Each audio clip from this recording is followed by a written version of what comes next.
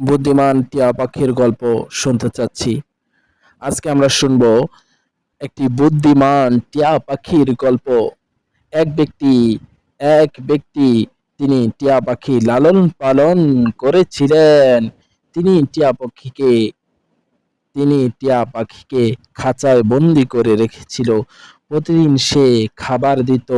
প্রতিদিন সে টিয়া পাখিকে খাবার এবং পানি দিত এবং প্রতিদিন সকালে রাতে বিকালে টিয়া পাখির সাথে কথা বলতো। তো একদিন সে সফরে বের হবে, ভ্রমণে বের হবে, সম্ভবত সে জঙ্গলে চলে যাবে এবং টিয়া পাখিকে বলতে চাচ্ছেন, তুমি কি কিছু বলবে? আমি তোমার বংশধর টিয়া পাখি, সেই জঙ্গলে চলে যাচ্ছি। তো এই বলে সে টিয়া পাখিকে বললে চলে যেতে চাইলো।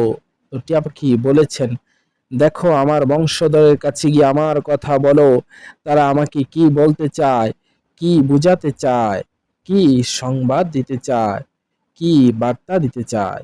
ওই ব্যক্তি ভ্রমণে বের হয়ে গেল, সফরে বের হয়ে গেল। এখন টিয়া পাখি জঙ্গলে যাওয়ার পরে অন্য অন্য সেই টিয়া পাখির বংশধরকে ডাক দিয়ে বলে, হে টিয়া পাখি, আমি তোমাদের কাছে আমার কাছে একটি টিয়া পাখি আছে, তাদের কথা নিয়ে এসেছি।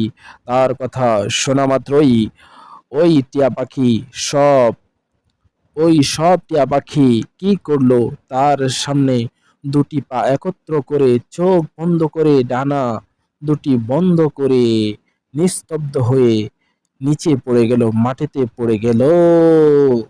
এই ঘটনা সে দেখলো। দেখে আসার পরে তার খাঁচার মধ্যে যে টিয়া পাখি রইল, তার কাছে সেই অনুরূপ বর্ণনা সে করে দিল। সে বলে দিল তোমার সেই বংশধর টিয়া পাখির কাছে যা যা সে শুনেছিল, যা দেখেছিল, সেই তার খাঁচায় বন্দি সেই টিয়া পাখির কাছে সে বলে দিল। এমনি করে টিয়া পাখি যখন শুনল তার বংশধর তার কাছে সেই বার্তা পাঠিয়েছে, তখন সেই খাঁচায় বন্দি টিয়া পাখি মনে মনে একটি বুদ্ধি, মনে মনে একটি বুদ্ধির কাজ বা ফন্দির কাজ আটলো। এই মেসেজ, এই সংবাদ, এই বার্তা থেকে সে বুঝে নিল কিভাবে সে খাঁচা থেকে বের হতে পারবে। সে কি করলো, দুটি পা একত্র করে চোখ বন্ধ করে নিস্তব্ধভাবে আস্তে আস্তে দুই পাখা একত্র করে আস্তে সে নিঃশ্বাস বন্ধ করে শুয়ে গেল। তখন ওই ব্যক্তি যে লালন পালন করেছে পাখি, সে মনে করেছে পাখিটি বুঝি মারা গিয়েছে। এই ভেবে সে খাঁচা থেকে বের করলো। সঙ্গে সঙ্গে হঠাৎ তৎক্ষণাৎ ওই টিয়া পাখিটি তার হাত থেকে উড়াল দিয়ে চলে গেল। এটা হলো কৌশল, সেই কৌশল করে খাঁচা থেকে উড়ে গিয়েছে। তাই আমাদের উচিত কোনো পাখিকে, কোনো জীবজন্তুকে কষ্ট দেওয়া উচিত নয়। হাদিস শরীফে আছে, যে কোনো পশুকে কষ্ট দিয়েছে সে জাহান্নামে প্রবেশ করবে।